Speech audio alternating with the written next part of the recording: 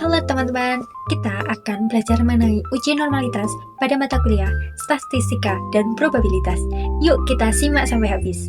Sebelumnya, perkenalkan, saya Rini Widi Astuti dengan NIM 2433027 dari kelas Sistem Informasi 4B. Pada kesempatan kali ini, kita akan membahas tentang 1. Pengertian uji normalitas, 2. Tujuan uji normalitas, 3. Model uji normalitas, dan 4. Analisis hasil uji normalitas. Apa itu uji normalitas? Uji normalitas merupakan metode statistik untuk mengetahui apakah data penelitian berdistribusi normal atau tidak. Distribusi normal berbentuk kurva lonjang, di mana sebagian besar data berada di sekitar nilai rata-rata. Uji normalitas ini penting dilakukan sebelum analisis statistik parametrik seperti uji T, ANOVA, dan juga regresi, agar hasil penelitian valid dan juga akurat. Secara teori, gambar di samping merupakan kurva lonjang atau kurva berdistribusi, di mana jika kurva itu normal, maka bentuknya akan simetris seperti lonjang. Nilai rata-rata atau mean, median, modus berada di pusat yang sama. Sedangkan ketika tidak normal, mengalami kemiringan atau swagness, data akan menumpuk di salah satu sisi dan menunjukkan adanya bias atau outlier ekstrim dalam sampel. Selain itu, tujuan uji normalitas yang pertama adalah mengetahui apakah data berdistribusi normal atau tidak. 2. Menemukan metode analisis statistik yang tepat. 3. Memenuhi syarat penggunaan uji parametrik. 4. Membantu menghasilkan analisis yang akurat dan juga valid. Selanjutnya, kita masuk pada model uji normalitas. Yang pertama, ada Kolmogorov-Smirnov, di mana digunakan untuk menguji normalitas data pada sampel yang besar. 2. Ada Shapiro-Wilk, di mana untuk menguji normalitas data pada sampel kecil dan dikenal lebih akurat.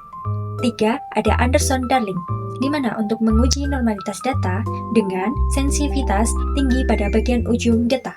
Kita bahas satu persatu ya teman-teman. Yang pertama ada Kolmogorov-Smirnov, di mana metode statistik ini digunakan untuk mengetahui apakah data berdistribusi normal dengan membandingkan data sampel terhadap distribusi normal teoritis. Uji ini digunakan pada sampel besar dan hasil pengujiannya dilihat dari nilai signifikan atau sig, atau bisa disebut p-value.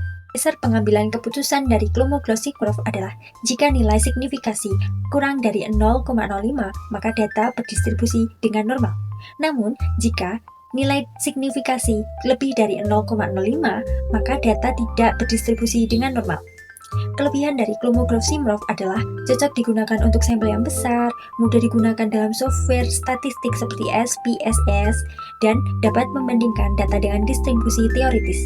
Namun dengan begitu, Kolmogorov-Smirnov memiliki kekurangan seperti kurang sensitif pada jumlah sampel yang kecil dan juga hasilnya dapat dipengaruhi oleh ukuran sampel yang terlalu besar. Kemudian pada slide ini, saya akan menampilkan contoh hasil uji Kolmogorov-Smirnov. Di sini terdapat data nilai siswa dengan jumlah sampel sebanyak 50 data. Hasil uji menunjukkan nilai Kolmogorov-Smirnov Z sebesar 0,842 dengan signifikan atau asim sig sebesar 0,476. Dasar pengambil keputusannya, jika nilai signifikasi lebih besar dari 0,05, maka data terdistribusi normal. Sedangkan jika kurang 0,05, maka data tidak normal, seperti yang saya katakan tadi. Karena pada contoh nilai signifikasinya adalah 0,476, maka lebih besar dari 0,05, maka dapat disimpulkan bahwa data nilai siswa ini berdistribusi normal. Artinya, data ini memenuhi syarat untuk digunakan pada analisis statistik parametrik. Selanjutnya, metode uji normalitas yaitu Shapiro-Wilk. Metode ini sering digunakan untuk sampel kecil sampai sedang, biasanya di bawah 50 data.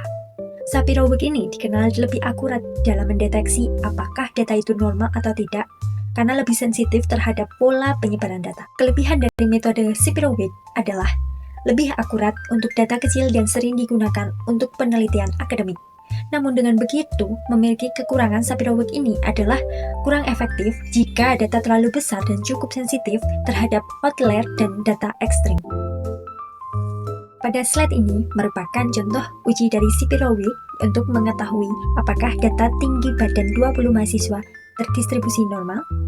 Hasil pengujian menunjukkan nilai signifikasi sebesar 0,128. Karena nilai tersebut lebih dari 0,05, maka dapat disimpulkan bahwa data tersebut berdistribusi normal.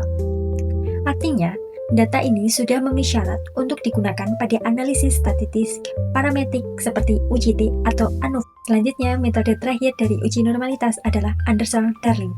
Merupakan metode yang digunakan untuk menguji normalitas, tetapi memiliki sensitivitas yang lebih tinggi terutama pada bagian ujung data atau tail. Karena itu, metode ini mendeteksi penyimpangan data dengan lebih detail dibandingkan metode lainnya. Selanjutnya adalah kelebihan dan juga kekurangan dari Anderson-Darling, di mana kelebihannya ini sangat sensitif terhadap mendeteksi ketidaknormalan data, sehingga cocok sekali digunakan untuk menganalisis yang membutuhkan ketelitian yang tinggi.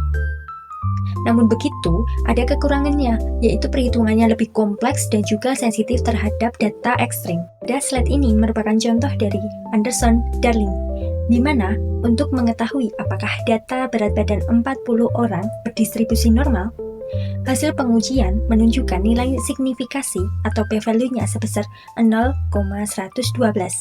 Karena nilai tersebut lebih besar dari 0,05, maka data dinyatakan berdistribusi normal. Jadi data ini sudah memenuhi asumsi normalitas dan juga dapat digunakan untuk analisis statik parametrik. Pada slide ini saya akan menjelaskan cara menganalisis hasil uji normalitas. Dasar pengambil keputusannya dilihat dari nilai signifikasi atau p-value. Jika sig lebih besar dari 0,05, maka data berdistribusi dengan normal dan bisa menggunakan analisis parametrik. Sedangkan jika nilai sig kurang dari 0,05, maka data tidak berdistribusi dengan normal, biasanya menggunakan analisis non-parametrik.